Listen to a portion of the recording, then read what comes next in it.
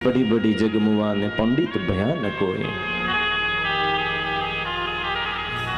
એ જે જપ થાય છે એનો નિયમ બતાવ્યો કે જીતાસનો જીતશ્વાસો જીત સંગો જીતેન્દ્રિય, આ વસ્તુને જીતીને પછી જપ થઈ શકે. પહેલું તો આસનને સ્થિર કરવું પડે. એકાસની બની અને જપ કરવા જોઈએ. આ શરૂઆતની વાત છે. પછી તો હરતા ફરતા આપણે જપ કરી શકીએ, પણ જપ કરવાની ટેવ પાડવા માટે થઈ અને એક આસને જપ કરવા પડે.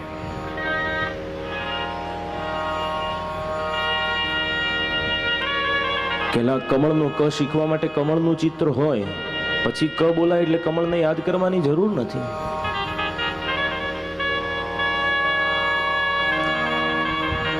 એટલે જીતાસનો જીતશ્વાસો, તમારા શ્વાસને જીતવા પડે પ્રાણાયામ દ્વારા.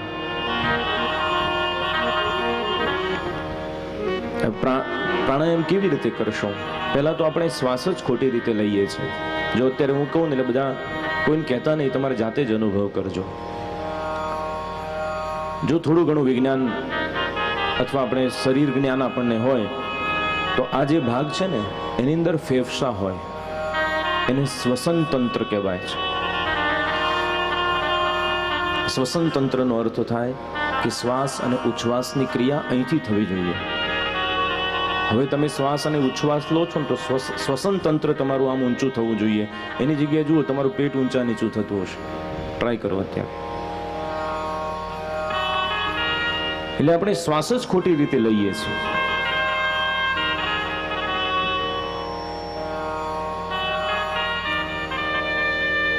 જીતાસનો જીતશ્વાસ જીત સંગો જીતેન્દ્રિય, સંગ પણ જીતવો પડે. કારણ કે આપણે કોઈ એવો સંગ કરી બેઠા છીએ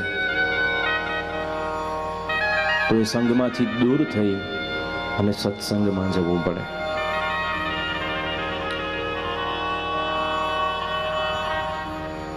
અને સ્થૂલો ભગવતે રૂપે મનસ અંધાર યોધ્યા, અને પછી મન ક્યાં લગાવવું પડે? ભગવાનની એ મૂર્તિમાં લગાવવું પડે.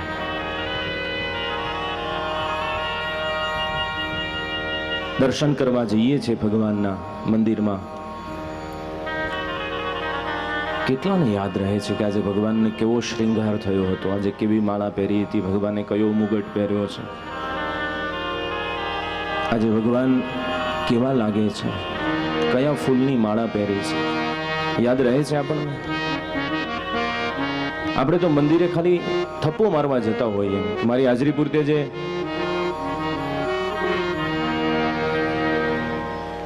અને બીજું એ નોંધીએ કે કોણ આવ્યું હતું, શું લઈને આવ્યું હતું, કોને ક્યાં ફેંક્યું, કોને શું લીધું, કોણ શું બોલતું હતું, શું પહેર્યું હતું. આ કરવા જઈએ છીએ. અરે મંદિર ન જાઓ તો આપણા ઘરની મૂર્તિમાં પણ ઈશ્વરને આપણે જોવાનો પ્રયાસ કરીએ. ભગવાનનું કેવું અલૌકિક સ્વરૂપ હોય છે. એ મૂર્તિ આપણને પ્યારી લાગવી જોઈએ, વહાલી લાગવી જોઈએ.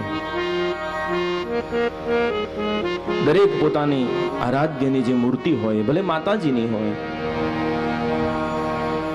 રામ શ્યામની હોય, ઘનશ્યામની હોય, મહાદેવજીની હોય, જેની પણ હોય, એના શ્રૃંગારને યાદ કરો. યાદ કરો એકલિંગેશ્વર દાદાને કેવો શ્રૃંગાર થાય.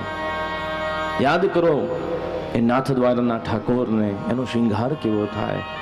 યાદ કરો દ્વારિકાના દ્વારકેશને, રાય રણછોડને યાદ કરો કે મંગલામાં કેવા દર્શન થાય, રાજભોગના કેવા દર્શન થાય, ઉત્થાપનના કેવા થાય, શ્રૃંગાર કર્યા હોય કેવા, શું ધરાવ્યું હોય. એટલે તો ભગવાને પોતાની મૂર્તિ આપી છે આપણને. સુંદર શબ્દોમાં એક પદ ગવાયું છે.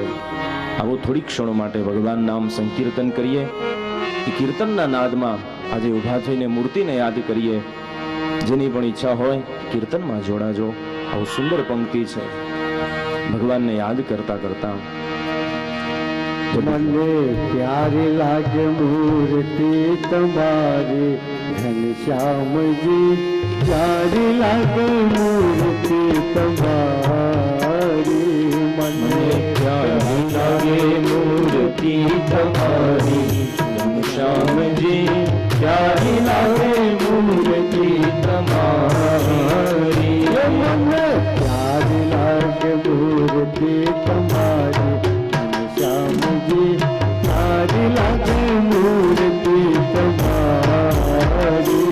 मुझे प्यारी लागे मूर्ति तुम्हारी घनश्याम जी प्यारी लागे मूर्ति तुम्हारी। प्यारी लागे मूर्ति तुम्हारी प्यारी लागे मूर्ति तुम्हारी घनश्याम जी प्यारी लागे मूर्ति तुम्हारी। मन प्यारी लागे मूर्ति तुम्हारी घनश्याम जी प्यारी लागे मूर्ति तुम्हारी।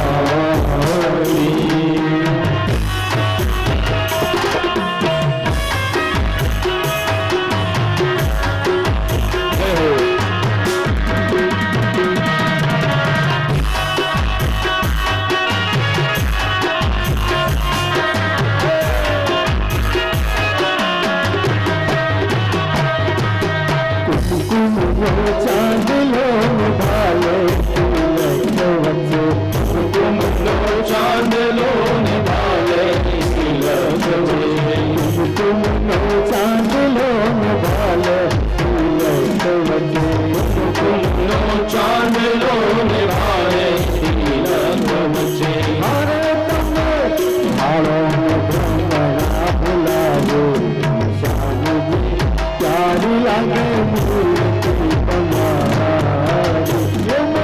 प्यारी लागे मूर्ति तुम्हारी घनश्याम जी प्यारी लागे मूर्ति तुम्हारी। प्यारी लागे मूर्ति तुम्हारी। प्यारी लागे मूर्ति तुम्हारी।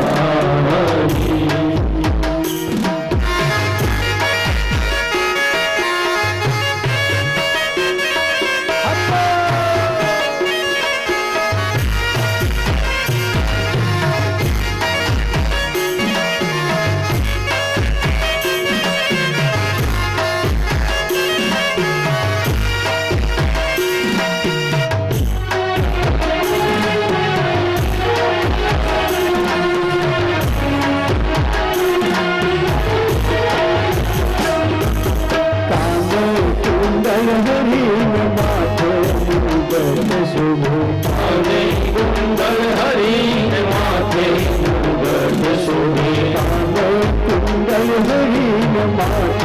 मुगट शोभे। कुंडल हरि माथे मुगट शोभे। हरे कंठे हरे माणिक जरुलाया। हरे कंठे हरि मालिक जय विनाया। श्याम जी प्यारी लागे मूर्ति तुम्हारी।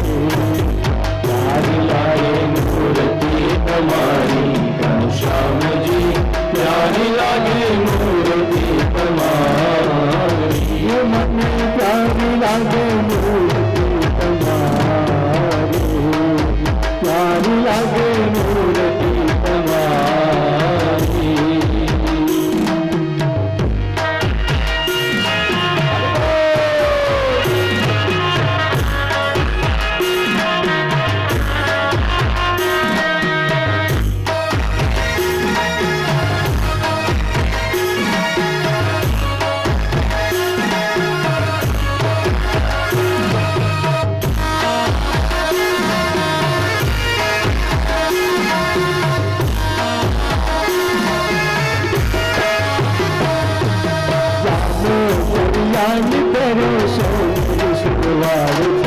जामो जरियानी पैर सोने सुवार से।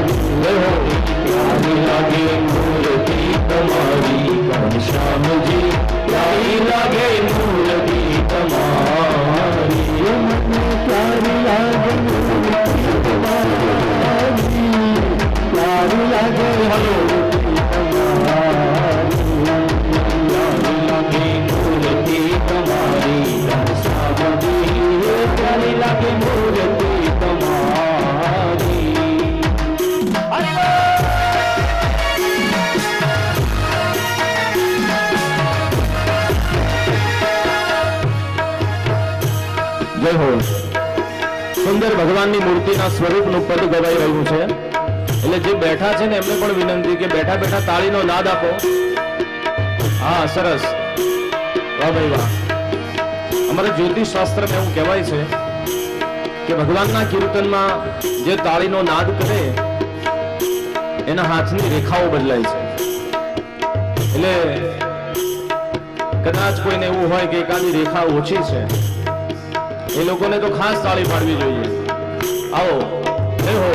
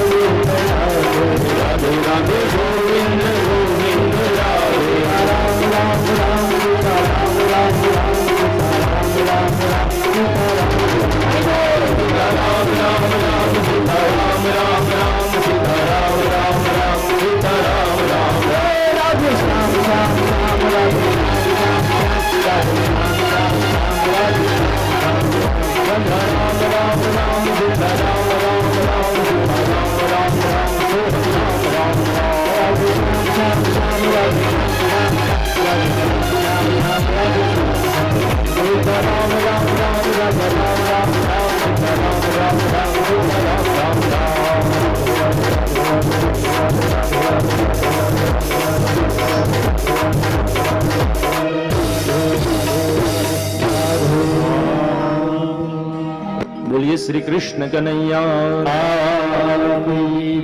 श्री गिरिराज धरण की जय.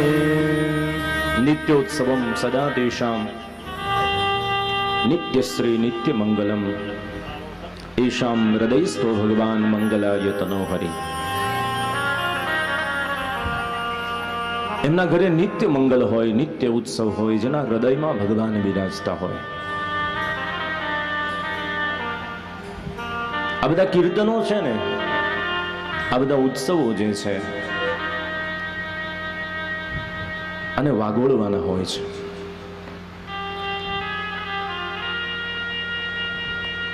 કથા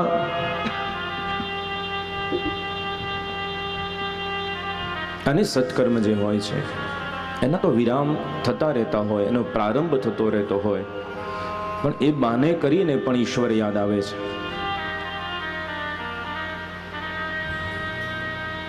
કે મેં કથામાં ગયા હતા, ભગવાનની મૂર્તિનું સુંદર પદ ગવાયું હતું, એના શબ્દો સુંદર હતા, અને શબ્દને સાંભળતા ઈશ્વરની મૂર્તિના દર્શનનું થાય સ્મરણ,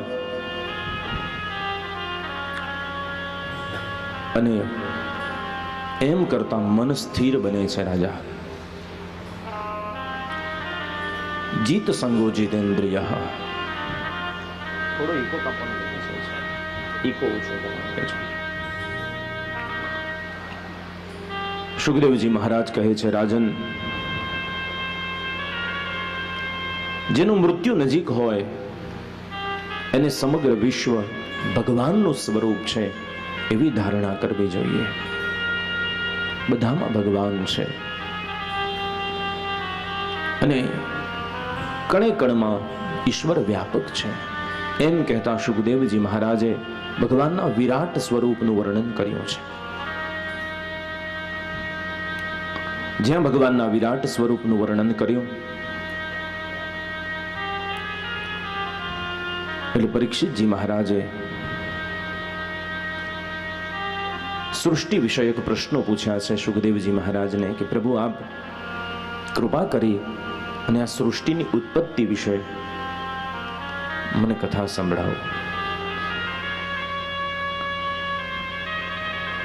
તત્વમસીથી અહમ બ્રહ્માસ્મિ,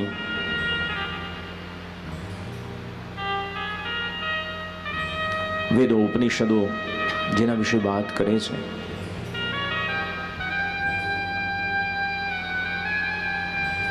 એ સૃષ્ટિ શું છે? અને સુખદેવજી મહારાજ કહે છે કે રાજન,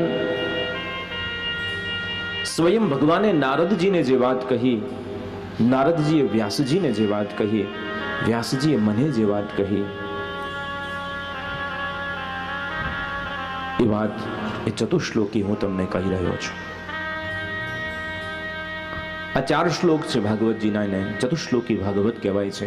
બીજા સ્કંદની આ કથા છે.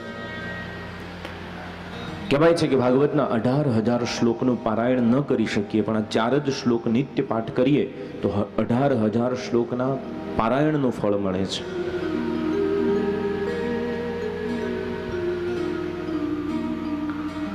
ઘણી કથાઓમાં જ્યારે આ વાત થઈ છે,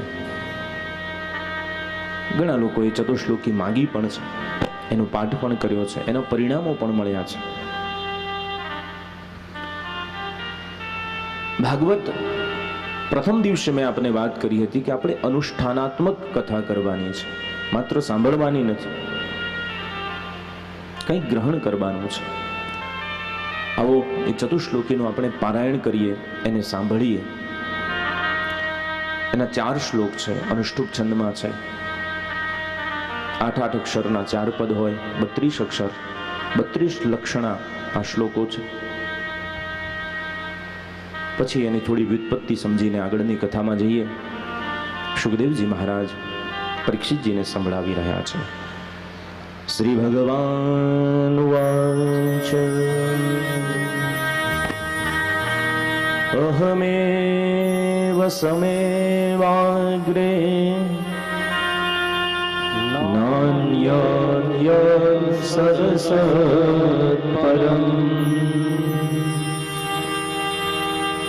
પશ્ચાદહં યદેતચ્ચ યો વશિષ્યેત સોऽસ્મ્યહम् ઋતર્થે યત્ પ્રતીયેત ન પ્રતીયેત ચાત્મનિ તદ્વિદ્યાદાત્મનો માયા યથા ભાસો યથા તમઃ यथामहन्ति भूतानि भूतेषु चावचेष्वन् प्रविष्टान्यप्रविष्टानि तथा तेषु न तेष्वहम् एतावदेव जिज्ञास्यम् तत्त्वजिज्ञासुनात्मनः अन्वयादिरतिरेकाभ्याम् यत् स्यात् सर्वत्र सर्वदा। ચતુશ્લોકીમાં આપણે ગઈકાલે વાત થઈ હતી કે 4 જ શ્લોક આપ્યા અને એમાંથી 18,000 શ્લોકની રચના થઈ. આ 4 શ્લોકમાં સૃષ્ટિના સર્જન અને વિસર્જનની વાત છે. અહમ એવ સમેવાગ્રે અહમ એવ આસમ. જ્યારે આ સૃષ્ટિમાં ભગવાન કહે છે કશું નહોતું ત્યારે હું હતો.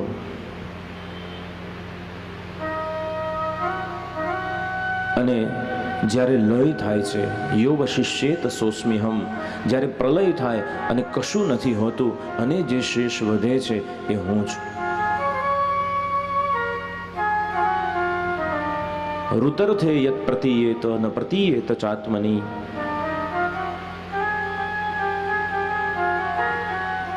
જે સમજી શકે છે સમજી શકે છે, જે જાણી શકે છે જાણી શકે છે, જે જોઈ શકે છે જોઈ શકે છે.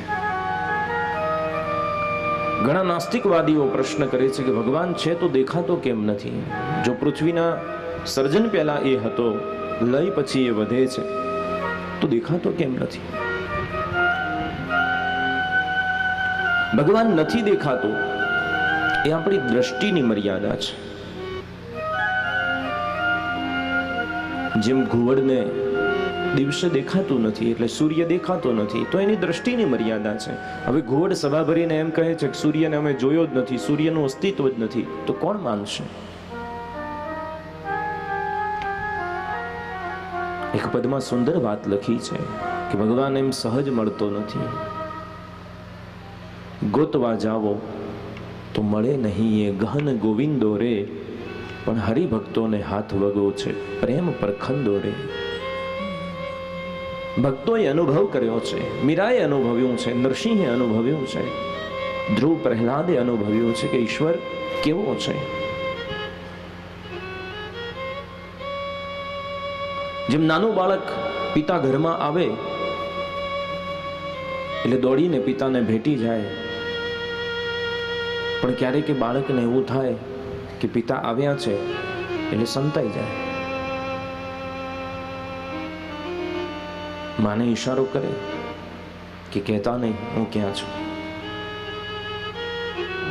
હવે પિતા સંતા કુકડી રમે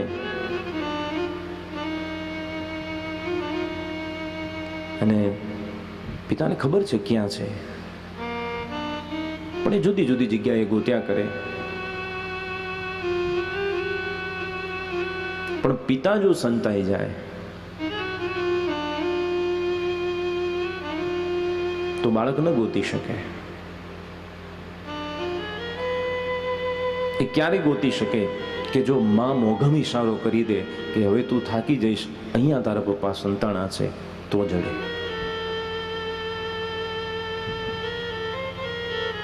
એમ પરમાત્મા એને શોધવા માટે મહાત્મા રૂપી કોઈ સંત આવે, કોઈ માં આવે તો ઈશ્વરની અનુભૂતિ થાય. ધ્રુવજીને નથી મળ્યા, પ્રહલાદજીને નથી મળ્યા, પણ નારદજી આવ્યા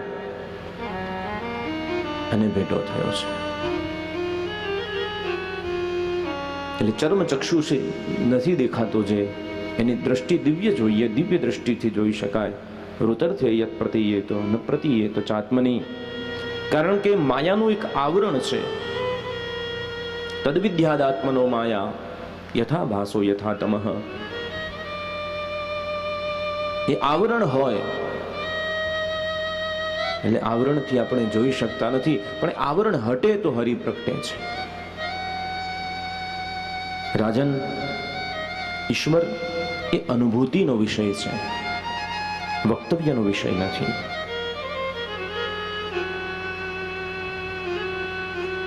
સૃષ્ટિની વિશાળતા સમજાવવા માટે સુખદેવજી મહારાજ પરીક્ષિતજીને કહે છે કે રાજા, તમે જે પ્રશ્ન પૂછી રહ્યા છો એવા પ્રશ્ન પૂર્વે વિદુરજી મહારાજે મૈત્રેય ઋષિને પૂછ્યા, અને એ પ્રશ્ન દ્વારા હું તમે સૃષ્ટિની કથા સંભળાવું છું. એમ કહેતા ત્રીજા સર્ગની શરૂઆત થઈ છે. ત્રીજો સ્કંદ સર્ગ લીલા છે, ભગવાનની દક્ષિણ ભુજા છે. આઈએ તૃતીય સ્કંદમાં મંગલ પ્રવેશ કરીએ. એવમેતદ પુરા પૃષ્ટો एवमेतत्पुरा पृष्टो મૈત્રેયો ભગવાન एवमेतत्पुरा पृष्टो મૈત્રેયો ભગવાન क्षत्रावरं प्रविष्टेन त्यक्त्वा स्वगृहवृत्तिमान् क्षत्रावरं प्रविष्टेन त्यक्त्वा स्वगृहवृत्तिमान् त्यक्त्वा स्वगृहवृत्तिमान्.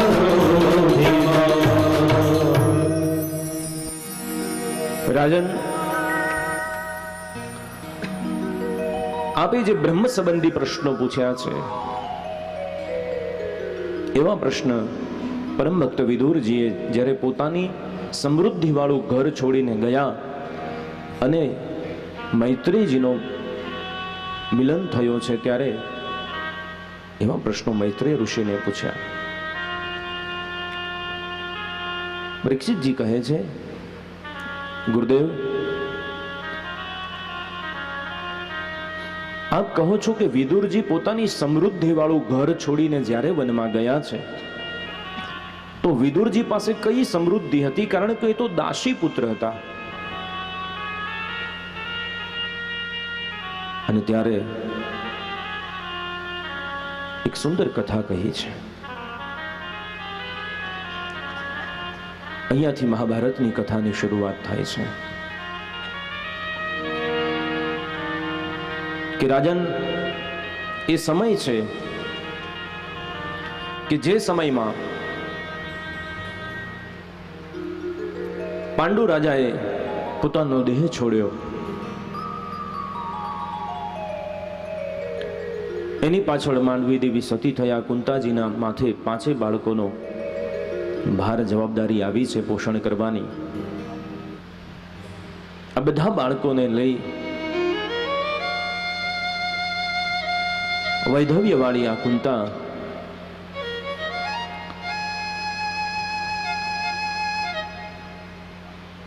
જ્યારે આવી છે ધૃતરાષ્ટ્રના નગરમાં,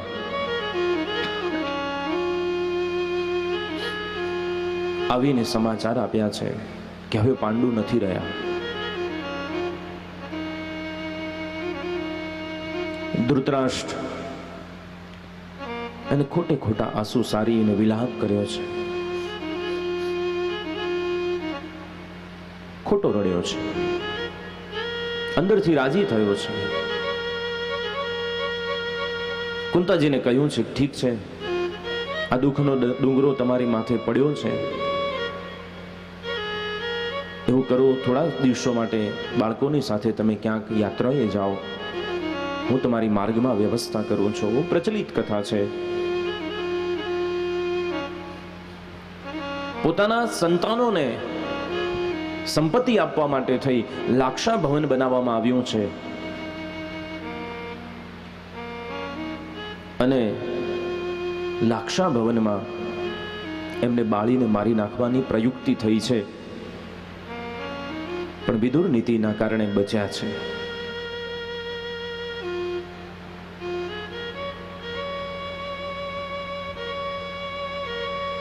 ફરીથી આક્રંદ કર્યો છે ધૃતરાષ્ટ્રજીએ. અરે રે, કેવી ઘટના ઘટી તમારી સાથે.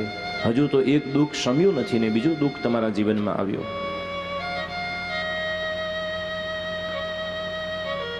આ બહુ મોટી વિટંબણા છે જીવનમાં. આપણે બધા ભગવાનને પ્રાર્થના કરીએ કે ભગવાન જેના બાળકો નાના હોય એ બાળકોની સામે પણ જોઈ અને એમના શિરેથી પિતાની છત્રછાયા ન લઈ લેતો. ગોળ તો 100 વર્ષે પણ ગળ્યો લાગે છે, પણ બાળકો નાના નાના હોય અને જ્યારે એ છત્રછાયા ગુમાવે છે એ ખૂબ દુઃખ થતું હોય છે. કારણ કે સંસાર, સમાજ, કુટુંબ એની સાચી પરખ પછી થતી હોય છે.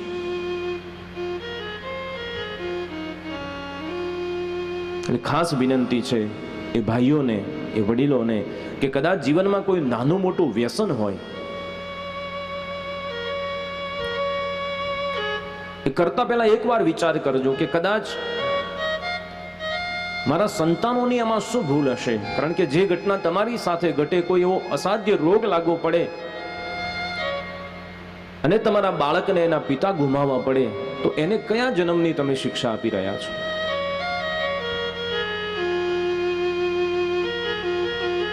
એ વ્યસનથી શરીર પણ બગડે છે અને સંપત્તિ પણ બગડશે. એટલે ખાસ એને વિનંતી કરજો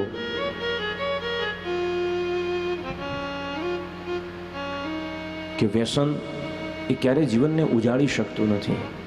કરતા પહેલા પત્ની સામું અને બાળકની સામું જોવું. એ દુઃખ જ્યારે આવી પડે છે પછી અસહ્ય વેદના હોય છે.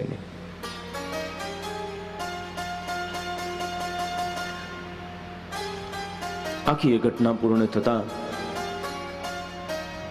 વિદુરજી આવ્યા છે ધૃતરાષ્ટ્રની પાસે. ભાઈ,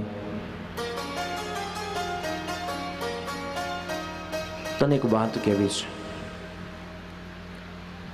કે સ એષ દોષ પુરુષાર્થ આસ્તે ગૃહાન પ્રવિષ્ટો યમપત્યમત્યા પૃષ્ણામિ કૃષ્ણ દ્વિમુખો ગત સ્ત્રી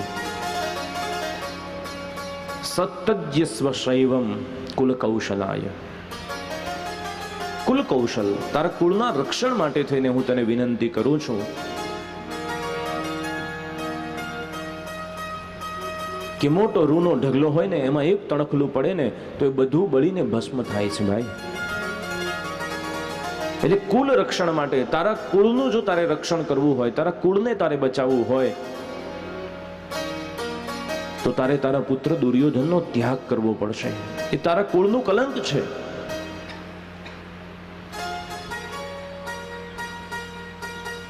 કોઈ આવીને દુર્યોધન સુધી વાત પહોંચાડી છે તો વિદુરજી તારા વિરુદ્ધમાં તારા પિતાની કાન ભંભેરણી કરે છે. આવીને અપમાન કર્યું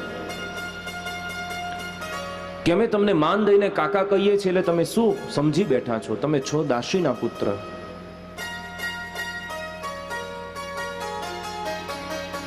એટલે તમારી મર્યાદાને તમારે ધ્યાનમાં રાખવી જોઈએ. જાતિ સૂચક અપમાન કર્યું, મર્યાદા ભૂલીને અપમાન કર્યું. પણ આ તો પરમ જ્ઞાની, પરમ ભક્ત છે. નિંદંતુ નીતિ નિપુણા યદિ વાસ્તુ બનતું. કોઈ નિંદા કરે, કોઈ સ્તુતિ કરે, એની એને કશી અસર જ થતી નથી. નાન્યત પ્રથા પ્રવિદંતી પદમ ન ધીરા.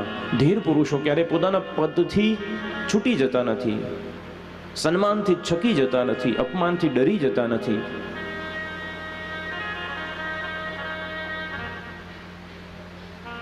પોતાનું જે કંઈ શસ્ત્ર છે એ બધા દ્વારે મૂક્યા અને કશું લીધા વગર ગયા છે.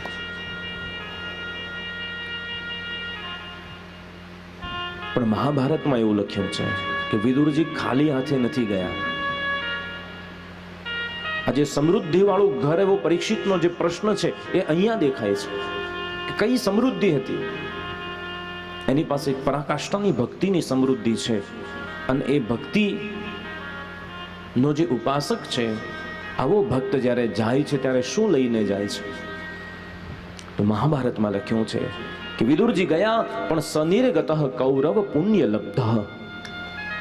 એ ખાલી હાથે નથી ગયા, કૌરવોનું જે કંઈ વધેલું થોડું ઘણું પુણ્ય હતું ને એ પણ સાથે લેતા ગયા છે. અને આ જ વાત રામાયણમાં જોવા મળે છે કે જ્યારે વિભીષણને લાત મારીને કાઢ્યો છે કે જા મારા શત્રુની તું પેરવી કરે છે, તો તુલસીદાસજી લખે છે કે અસ કહી ચલા વિભીષણ જબહી આયુહીન ભય સબ તબહી. અને વિભીષણ જ્યારે એ તુલસીના ક્યારાને પ્રણામ કરીને જ્યારે નીકળ્યો છે ને, અસ કહી વિભીષણ ચલા જબહી આયુહીન. એ દિવસથી જ લંકાના બધા જ નગરજનો આયુહીન બની ગયા હતા. હનુમાનજીએ તો મરદા બાળ્યા છે, એમનું આયુષ્ય તો એક ક્ષણે જ પૂરું થઈ ગયું હતું. કારણ કે એકાદો પણ પુણ્યાત્મા હોય સમાજમાં, જગતમાં, ઘરમાં, કુટુંબમાં, પરિવારમાં, એ બધાનો રક્ષક બની રહે છે. એકનું પુણ્ય 71 પેઢીને તાળવે છે એવું આપણા વડીલો કહે છે. તો વિદુરજી નીકળ્યા છે પણ સનિર્ગતઃ કૌરવ પુણ્ય લબ્ધ. કૌરવોનું પુણ્ય લઈને ગયા છે. પણ જ્યાં આવીને સુલભાદેવીને કહે છે કે દેવી હવે નગર છોડવું છે, મહેલ છોડવો છે, આ બધી જ વૈભવ અને ભૌતિક સગવડતાઓને હું છોડીને આવ્યો છે. સુલભા કહે છે નાથ, સાંભળ્યું છે કે વિષ્ટિ કરવા માટે શાંતિદૂત બની અને સ્વયં દ્વારિકેશ આવવાના છે. આપણે ભવન છોડી દીધું, નગર નથી છોડવું, નગરની બહાર રહીશું. આપણે એક નાની સરખી કુટીર બનાવીને દ્વારિકેશના દર્શન કરીને જઈશું. ઠીક છે. નગરની બહાર આવ્યા, કુટીર બનાવી, પર્ણ કુટીરમાં રહે છે. ભગવાન દ્વારિકેશ શાંતિ દૂત બનીને આવે છે.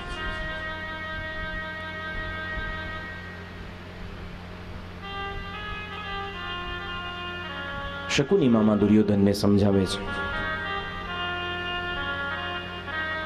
કે ભણ્યા, આ 5 પાંડવો છે ને એ તો તારો વાળો વાંકો નહીં કરી શકે, પણ આ દ્વારિકા વાળો છે ને એ બહુ જબરો છે, એ ડૂચા કાઢી નાખે એવો છે. એટલે જો એને રાજી રાખીશું ને તો જીતી જઈશું. તો એક કામ કર, ભાનુમતીને કે અને 56 ભોગ તૈયાર કરાવો.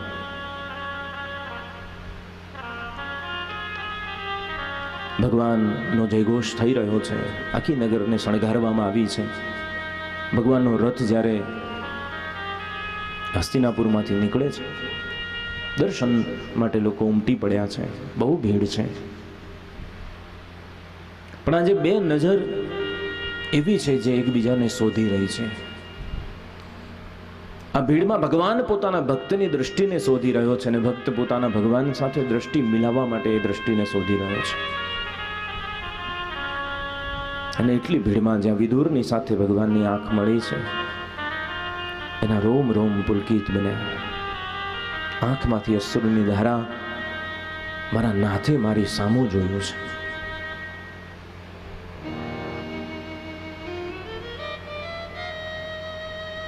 આવીને સુલભાને કહે છે, દેવી આજે મેં નાથની આંખ વાંચી છે. જાણે એવું કહી રહ્યા હોય કે કાકા ભોજન તો તમારે ત્યાં જ કરવાનો છો. તને ખબર છે ને મને કાકા કહે છે. સુલભાએ ગાંડી બની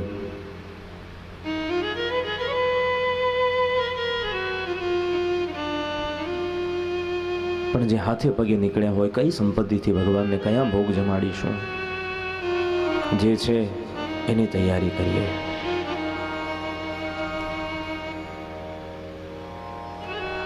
ભગવાન આવ્યા છે રાજ દરબારમાં, જે મંત્રણા કરવા આવ્યા છે. દુર્યોધન કહે છે કે યુદ્ધ વિના કશું નહીં મળે. જ્યાં જવાની તૈયારી કરે છે શકુનીના ઈશારાથી દુર્યોધન કહે છે પ્રભુ જમીને જવાનું છે, 56 ભોગ તૈયાર છે. ભગવાન કહે છે ભોગ લાગ્યા તારા ભોગને, નથી ખાવા મારે. ભગવાન કહે છે દુર્યોધન, હું શાંતિ દૂત બનીને આવ્યો છું, ને દૂત માટે ભોગ તૈયાર ન હોય. અને બીજી વાત, મને ભૂખ નથી અને તને ભાવ નથી. બહુ મોટી વાત છે આ. ઈશ્વર ભૂખ્યો નથી, પણ જો તમારો ભાવ હોય ને તો ભગવાન જમે છે, ભલે ને ખીચડી હોય. ભાવે હિ વિદ્યતે દેવો તસ્માત ભાવો હિ કારયેત. ભાવથી ભગવાન જમે છે. દુર્યોધન તારો ભાવ નથી, મને ભૂખ નથી. ભગવાનનો રથ નીકળ્યો છે, આવ્યો છે વિદુરની કુટિયાએ. ભગવાનનું સ્વાગત થયું, અશ્રુધારાથી ભગવાનના ચરણનો અભિષેક થયો છે.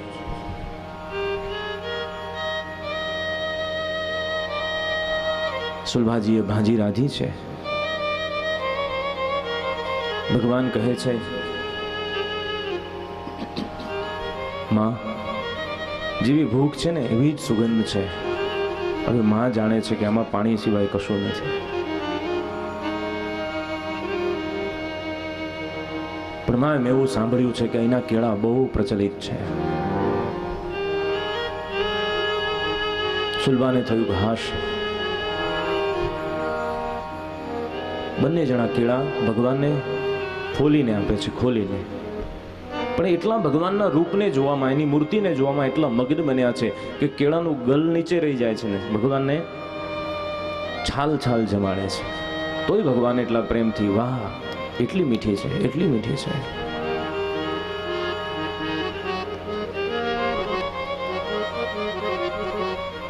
પ્રેમથી ભગવાન જમ્યા છે. અને ભગવાને વિદુરજીને યાત્રાએ જવાનો આદેશ કર્યો છે. પણ આજે પ્રેમ ભગવાનનો ભક્ત પ્રત્યેનો, સુરદાસજીએ બહુ સુંદર શબ્દોમાં ગાયું છે કે દુર્યોધન કો ત્યાગો શાક વિદુર ઘર ખાઈ, સબસે ઊંચી પ્રેમ સગાઈ. આ પ્રેમ સગાઈ જે છે એ ભગવાન પ્રેમથી બંધાય છે, ભાવથી બંધાય છે, વૈભવથી નથી બંધાતો ક્યારે. આટલું તો આપી શકીએ ને. ભાગવત એ કહે છે કે આ પ્રેમનું શાસ્ત્ર, પ્રેમ લક્ષણા ભક્તિથી ભગવાન રીજે છે.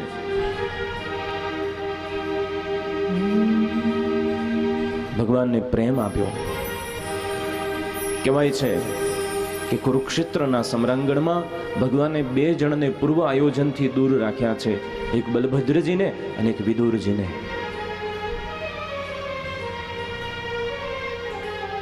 અને વિદુરજી યાત્રાએ નીકળી ગયા છે. આ યાત્રાનો મહિમા આપણા શાસ્ત્રોએ ખૂબ બતાવ્યો છે કે જીવનમાં ખૂબ યાત્રા કરવી જોઈએ. 12 મહિનામાં 1 મહિનો તો યાત્રા કરવી જ જોઈએ.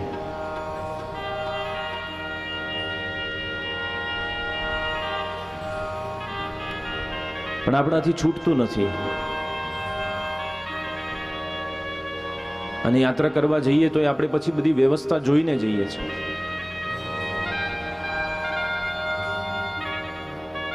એ યાત્રા નથી, એ પ્રવાસ છે.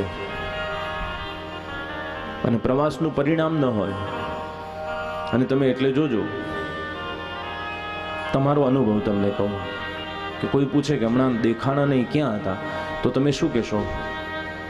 હમણાં હરિદ્વાર ફરી આવ્યા.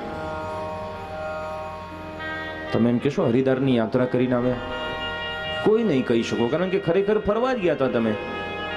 તમે યાત્રાએ જાઓ ને તો તમે કહી શકો કે અમે હરિદ્વારની ગંગાજીની યાત્રા કરવા ગયા હતા. તમે એવું કહેશો અમે હરિદ્વાર ફરી આવ્યા, હમણાં દ્વારકા ફરી આવ્યા, હમણાં સોમનાથ ફરી આવ્યા. ફરી આવ્યાનો અર્થ શું થાય ખબર છે? ત્યાં ગયા હતા પણ ફરી પાછા આવ્યા, જ્યાં હતા એમના એમ. ભરેલા તળાવમાંથી કોરા આવ્યા, ફરી આવ્યા. યાત્રાએ જજો. વિદુરજી યમુનાજીના કિનારે આવ્યા છે. ઉદ્ધવજી માર્ગમાં મળ્યા, 4 મિલે 64 ખિલે, બીસ રહે કરજોર, હરિજન સે હરિજન મિલે, વિહસે 7 કરોડ. ભગવાનના સ્વધામ ગમનના સમાચાર આપ્યા કે ભગવાનના લોકને છોડી પોતાના નિત્ય નિજ ધામમાં ગયા છે. ખૂબ રડ્યા. ઉદ્ધવજી કહે છે, વિદુરજી આપને 3 વાર યાદ કર્યા છે કે બધા મળ્યા પણ મારો વિદુર મને નથી મળે.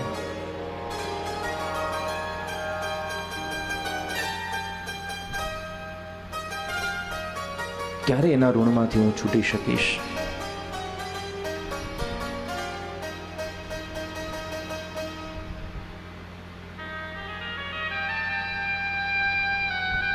કહ્યું છે કે જ્ઞાનોપદેશનો તમને આદેશ કર્યો છે, પણ હું તમને ન કરી શકું, કારણ કે મારે પાંડુકેશ્વર બદ્રિકાશ્રમમાં જવું છે. આપને આદેશ છે ત્યાં મૈત્રેય ઋષિ ઉપસ્થિત હતા, આપ મૈત્રેય ઋષિને મળો. વંદન કરીને ઉદ્ધવજી નીકળ્યા છે. વિદુરજી આવ્યા, મૈત્રેય ઋષિના આશ્રમમાં ઋષિને વંદન કર્યા. કહ્યું, મહારાજ મને જ્ઞાનોપદેશ કરો.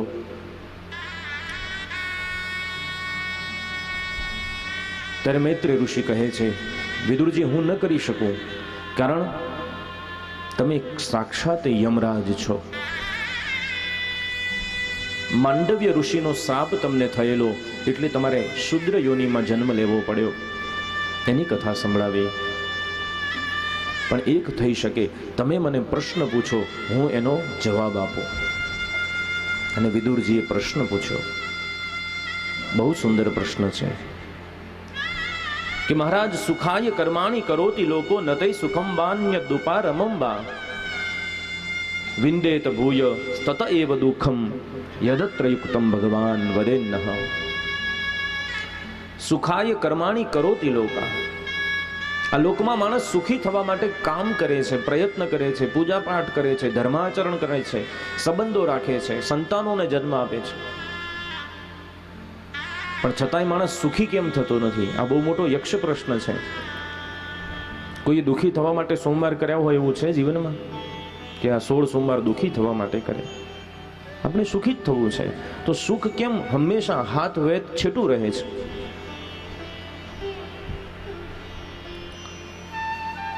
એટલે વિદુરજી કહે છે કે ભગવાને આ સંસારને આવો વિપરીત ફળ આપવા વાળો કેમ બનાવ્યો છે? અને ત્યારે એ કહે છે કે સંસાર વિપરીત ફળ આપવા વાળો નથી. આ ભગવાને આ સૃષ્ટિ કોઈને દુઃખી કરવા માટે બનાવી નથી. બધે સુખ સુખ ને સુખ જ છે. પણ જ્યારે માણસ ઉપર દુઃખ આવે છે ત્યારે માણસ એનું કારણ શોધતો નથી.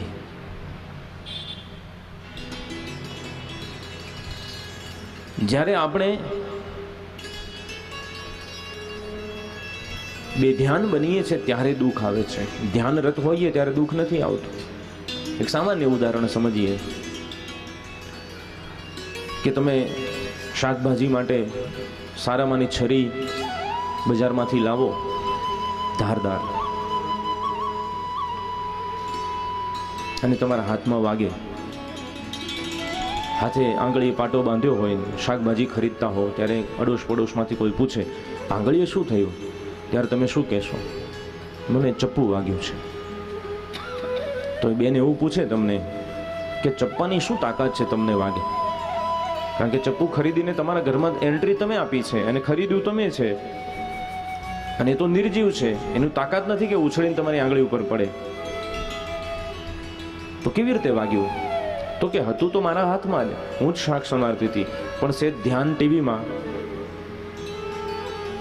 એટલે ગવારની શીંગ ભેગી આંગળી સહેજ અડી ગઈ. કેમ કરતા થયું? બેધ્યાનપણાથી થયું. એમ સંસારની કોઈ વસ્તુ પદાર્થ દુઃખી કરવા માટે ઈશ્વરે નિર્માણ કર્યું નથી, પણ આપણે બેધ્યાનપણાથી એનો ઉપભોગ કરીએ છીએ ત્યારે દુઃખની અનુભૂતિ થાય છે.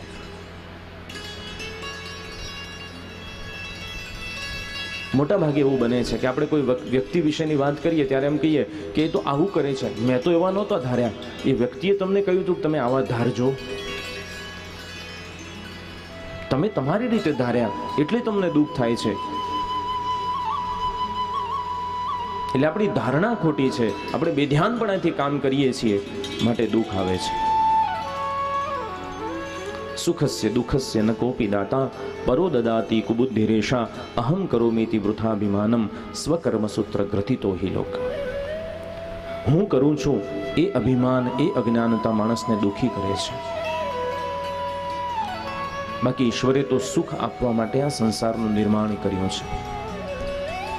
પણ દુઃખરૂપી પડછાયો જો તમારો સાથ નથી છોડતો તો એનું કારણ એક જ છે કે તમે ભગવાનથી, શાસ્ત્રથી વિમુખ ચાલો છો.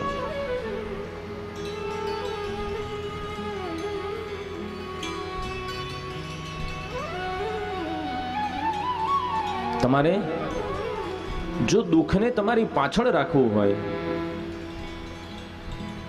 આપણે કહીએ છીએ દુઃખ આગળ ને આગળ જ છે, તો એક સામાન્ય ઉદાહરણ લઈએ કે જે બાજુમાં સૂર્ય ઉગ્યો હોય અને સૂર્યથી વિરુદ્ધ દિશામાં ચાલો તમે, તો તમારો પડછાયો કઈ બાજુ પડે? તમારી આગળ પડે. સૂર્ય પાછળ છે એટલે પડછાયો ક્યાં પડશે? આગળ પડશે. પણ તમે દિશા બદલી નાખો અને સૂર્યની સન્મુખ જોઈને ચાલો તો પડછાયો ક્યાં રહેશે? પાછળ રહેશે. એટલે ઈશ્વરની સન્મુખ જ્યારે થઈ જઈએ છીએ ત્યારે દુઃખ એ પાછળ રહી જાય છે, એ આપણને આંબી શકતું નથી. પણ ભગવાનથી વિમુખ થઈને ચાલીએ, ભગવાન આ દિશામાં છે અને આપણે આ દિશામાં ચાલીએ છીએ. શાસ્ત્રના સિદ્ધાંતોને પાળવા નથી, એના નિયમોને અપનાવવા નથી, તો એ આગળ ને આગળ જ રહેશે દુઃખ. આ નિયમ છે. એટલે આપણા આવડા મોટા જીવનમાં ઈશ્વરની ક્યાંક જગ્યા રાખજો, થોડી ઘણી. અંતે તો એને મળવાનું છે ને. સૃષ્ટિ સર્જનની કથા સંભળાવી. અંતરહિતે ભગવતી બ્રહ્માલોક પિતામહ પ્રજા સસર્જ કતિદા દેહિકી માનસી વિભુ.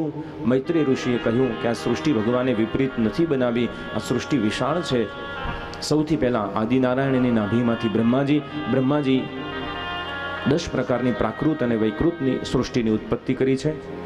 એનું વર્ણન કર્યું. મહત્તત્વ, અહંકાર, 3 ગુણ, ઐન્દ્રિય સર્ગ, વિકારી શક્તિ, તમસ સર્ગ, વનસ્પતિ, પશુ પંખી, મનુષ્યનું સર્જન કર્યું, દેવોનું સર્જન કર્યું. મનુ આદિની કાળ ગણના બતાવી છે. એ બહુ વિશેષ વાતો છે. સમય આપણી પાસે ઓછો છે કારણ કે હજુ ઘણી કથાઓ આપણે લેવી છે. માનસી સૃષ્ટિની વાત કરી કે સૌ પ્રથમ બ્રહ્માજીએ માનસી સૃષ્ટિ જે બનાવી એમાં પ્રથમ 4 સનત કુમારોનો જન્મ કર્યો, પણ એમને સંસાર અપનાવ્યો નહીં, એ તપ કરવા ગયા. પછી 10 માનસ પુત્રોનો જન્મ થયો. એમાં બ્રહ્માજીના મનથી મરીચી થયા, આંખથી અત્રિ, મુખથી અંગીરા, કાનમાંથી પુલત્સ્ય થયા, નાભીમાંથી પુલહનો જન્મ, હાથમાંથી ક્રતુ, ચામડીમાંથી ભૃગુ, પ્રાણમાંથી વશિષ્ઠ, અંગૂઠામાંથી દક્ષ જન્મ્યા, ખોળામાંથી નારદજી જન્મ્યા, છાતીમાંથી અધર્મ જન્મ્યો, છાતીમાંથી ધર્મ, પીઠમાંથી અધર્મ જન્મ્યો, હૃદયમાંથી કામ જન્મ્યો, ભ્રુકુટીમાંથી ક્રોધ અને અધરોષ્ટમાંથી લોભ જન્મ્યો અને છાયામાંથી કરદમનો જન્મ થયો. આ માનસી સૃષ્ટિ હતી. એટલે મનમાં સંકલ્પ કરે અને પુત્રનો જન્મ થતો. એ વખતે કોઈ મૈથુની સૃષ્ટિ નહોતી. મૈત્રીજી કહે છે કે જ્યારે સૃષ્ટિનો લય થાય ત્યારે બ્રહ્માજીને પણ શરીર છોડવું પડે છે. જ્યારે બ્રહ્માજીએ શરીર છોડ્યું એટલે એમના મૃત શરીરમાંથી ભૂખ, તરસ, તૃષ્ણા, ઈર્ષા, અસૂયા ઉત્પન્ન થયા. ઋગ્વેદ આદિ વેદો, 6 શાસ્ત્ર, આયુર્વેદ, ધનુર્વેદ, શિલ્પ સ્થાપત્ય શાસ્ત્ર, ગંધર્વ વેદ, સંગીત, ઇતિહાસ, પુરાણોનો જન્મ થયો. અંતે 84 લાખ યોનિને પૂર્ણ કરવા માટે થઈ બ્રહ્માજીએ પોતાના અંગમાંથી 2 તેજસ્વી તત્વને પ્રગટાવ્યા. એક યુગલ પ્રગટ્યો, જમણા અંગમાંથી એક પુરુષ પ્રગટ્યો જેને મનુ મહારાજ કહેવાય છે, અને ડાબા અંગમાંથી એક સ્ત્રી પ્રગટી જેને શતરૂપા કહેવાય છે. અને મનુ અને શતરૂપા થકી મૈથુની સૃષ્ટિની શરૂઆત થઈ. એમને સૃષ્ટિ સર્જનની આજ્ઞા કરી. એમને બ્રહ્માજીને પ્રાર્થના કરી છે કે મહારાજ, સૃષ્ટિનું સર્જન તો કરીએ પણ બધાને રાખીએ ક્યાં? કારણ કે મહિમગ્નમ મહાંબશિ, આ પૃથ્વી તો રસાતળમાં ડૂબેલી છે. પાણીમાં હિરણ્યાક્ષ નામનો રાક્ષસ લઈ ગયો છે. બ્રહ્માજીને છીંક આવી અને એ છીંકમાંથી અંગુષ્ટ માત્રનું એક સ્વરૂપ પ્રગટ્યું છે. બોલીએ શ્રી વરાહ નારાયણ ભગવાન કી જય. એ વરાહ નારાયણ ગયા છે રસાતળમાં, હિરણ્યાક્ષનો ઉદ્ધાર કરી પૃથ્વીને પોતાના શિંગ ઉપર ધારણ કરી અને લઈ આવ્યા છે. પૃથ્વીનું રાજ્ય મનુ મહારાજને સોંપવામાં આવ્યું અને આખી પૃથ્વી મનુના સંતાનોથી ઉભરાણી છે. વિદુરજીએ કહ્યું, મનુ મહારાજના વંશની કથા મારે સાંભળવી છે. અને ત્યાં એમના વંશની કથા કહી છે કે મનોસ્તુ સતરૂપાયા તિસ્ર કન્યા પ્રજગની રે આકુતિ દેવહૂતિષ્ઠ પ્રસૂતિ રીતિ વિસ્તૃતા. મનુને સતરૂપાને 3 દીકરી થઈ અને 2 દીકરા થયા છે. 3 દીકરીઓ કઈ થઈ? આકુતિ, દેવહૂતિ અને પ્રસૂતિ. તો બોલે મહારાજ, પેલો અસુર કોણ હતો? હિરણ્યાક્ષ. તો એની પણ કથા કહી કે કશ્યપ ઋષિના પત્ની દીતિ સંધ્યાકાળે એક દિવસ કામાતુર બન્યા અને કશ્યપને ખૂબ વિનંતી કરી. કશ્યપ પત્નીને આધીન બન્યા, પણ આધીન બન્યા પછી ઋષિએ શાપ આપ્યો પત્નીને કે દેવી, તું કાળ સમય મુહૂર્ત કશું જોતી નથી? જ્યાં તને શાપ છે કે આ તારો જે ગર્ભ છે ને એમાં અસુર જન્મશે.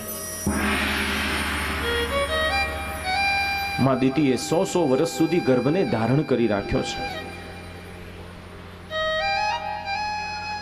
સૂર્ય ચંદ્રનું બળ જ્યારે ક્ષીણ થવા માંડ્યું, દેવો બ્રહ્માજી પાસે ગયા. બ્રહ્માજીએ કહ્યું કે માં દીતીના ગર્ભના કારણે આખું એ બ્રહ્માંડ અંધકારમય બન્યું છે. તો કોણ છે આ લોકો? એની કથા કહી કે ભગવાનના વૈકુંઠના 2 દ્વારપાળ છે, જય અને વિજય. એકવાર સનત કુમારો ભગવાનને મળવા ગયા. દ્વારપાલને આજ્ઞા છે કે કોઈને અંદર ન આવવા દેતા. દ્વારપાલે સનત કુમારોને અટકાવ્યા. સનત કુમારોને ક્રોધ આવ્યો, શાપ દઈ દીધો. ભગવાનને ખબર પડી, ભગવાન આવ્યા, સનત કુમારોની માફી માંગી. પણ જુઓ, આ કથા છે ને ભાગવતમાં બહુ નાની નાની સુંદર કથાઓ છે. સનત કુમારોની ભગવાને માફી માંગી, તમે બ્રાહ્મણ છો, બ્રાહ્મણનું મહત્વ સમજાવ્યું, પણ પ્રવેશ ના આપ્યો. કારણ કે એકાદો પણ અંતઃશત્રુ તમારા હૃદયમાં છે તો ઈશ્વરને ત્યાં પ્રવેશ મળતો નથી. સનત કુમારો એટલા સક્ષમ છે કે ભગવાનના ઘરે શરીર સાથે જઈ શકે, સદેહે જઈ શકે છે, ઈચ્છા થાય ત્યારે જઈ શકે, પણ પ્રવેશ ન મળ્યો કારણ કે એટલા તપસ્વી હોવા છતાં ક્રોધ જીતી શક્યા નથી.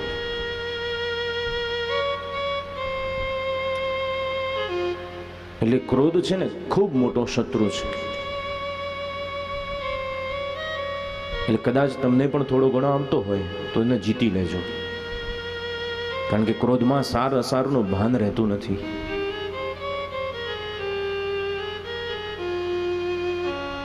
એટલે બહુ કંટ્રોલ રાખવો, અને એમાં પ્રમોશન થાય ને એના પછી બહુ ધ્યાન રાખવું. હા, કારણ કે અમારે ત્યાં એવું કહેવાય છે કે 2 જણા ગમે ત્યારે વરસે, એક સાસુ ને એક ચોમાસું. ગમે ત્યારે વાદળા કર્યા, ગમે ત્યારે ગડગડાટ થાય, ગમે ત્યારે વીજળીઓ થાય, એ ઠેકાણા ના હોય એના. એટલે પ્રમોશન થાય ને સાસુ તરીકેનું, પછી ધ્યાન રાખવું, કારણ કે પેલી બ્લડ પ્રેશરની ગોળી ચાલતી હોય એનું એ થોડું માન રાખવું. ક્રોધ ઓછો કરવો. ક્રોધાત ભવતી સમોહ, સમોહા સ્મૃતિ વિભ્રમ, સ્મૃતિ ભ્રંશાત બુદ્ધિનાશો, અને બુદ્ધિનાશાત પ્રણશ્યતિ. હા, આગળ બેઠેલી વહુ હશે છે, એમના સાસુ સારા છે, પ્રસન્ન થયા. અને જે પ્રમોશન લેવાની તૈયારીમાં હોય ને એ પણ આ વાત ધ્યાન રાખજો.